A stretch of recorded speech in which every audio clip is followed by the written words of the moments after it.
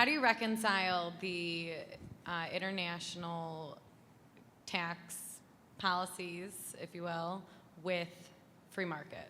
So kind of like talking Trump tariffs and stuff? Mm-hmm. Okay, like cool. NAFTA, we got rid of that, and now they've also increased the tariffs, though, coming in from, I believe, China, and sure. China's a big one right now. Let's walk through this. First and foremost, the new NAFTA deal is terrific. Right, The new NAFTA deal is very, very pro-free trade. I am a huge free trade advocate.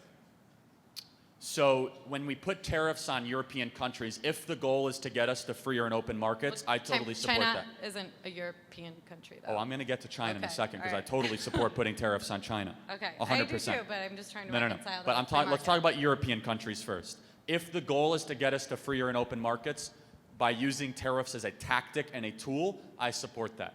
No one wants a 90% tariff rate between Germany and the United States. So I shouldn't say no one, but it would have huge market disruptions, and I wouldn't support that. China's a different story. I'm a huge outspoken critic of China. China's the #1 enemy of the United States, bar none. It's not Russia.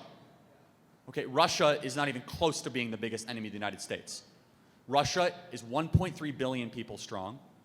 They hack our cyber grid almost every single day. They're building islands in the south side of China. Sorry, my bad.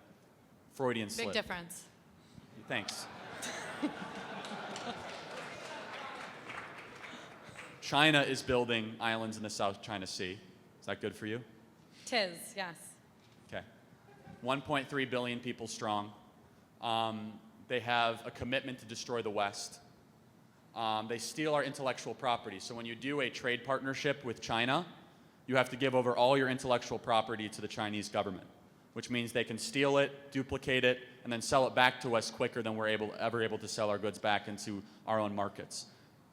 They have a 100-year plan to take over the world. In sub-Saharan Africa, they're buying up natural mineral rights. In South America, all across the world, and they're well ahead of schedule.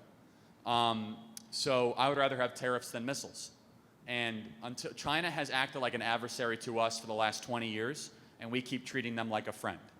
And so I call them an enemy. I don't expect the government to do that, because when a government starts talking like that, that's how irrational wars break out. I'm not in support of that. But at what point do we start to recognize that China is very quickly taking over parts of the world that are very, very susceptible to totalitarian tendencies such as Central Africa and South America? And finally is they're still filed in the World Trade Organization as a developing nation. They're the second largest economy in the world, and they're classified as a developing nation in the World Trade Organization. So I'm all for free trade, but I look at China in the sense of national security. I really do. And I think they're doing us a big disservice if we're not challenging them directly and head on. Final thing I'll say is this. There's a lot of news about the Saudi journalist, the Turkish journalist. He was a Saudi journalist killed in Turkey. All of you hear it's in the news recently. I'm sick and tired of calling Saudi Arabia our friend. 15 out of 19 of the hijackers were Saudi Arabian. They funded 9/11. They knew about 9/11. Saudi Arabia is an adversary of the West and of America, and we continue to do deals with them. If you want to know one thing I disagree with this administration on, it's our warm embrace of the totalitarian dictatorship that is Saudi Arabia. And so I think every victim's family from 9/11 should be allowed to sue the sovereign wealth fund of Saudi Arabia. That's how we punish them for killing that Washington Post journalist. So just had to get that off my chest. So thank you for the question. They tried, by the way. Appreciate it. Thanks. Yeah.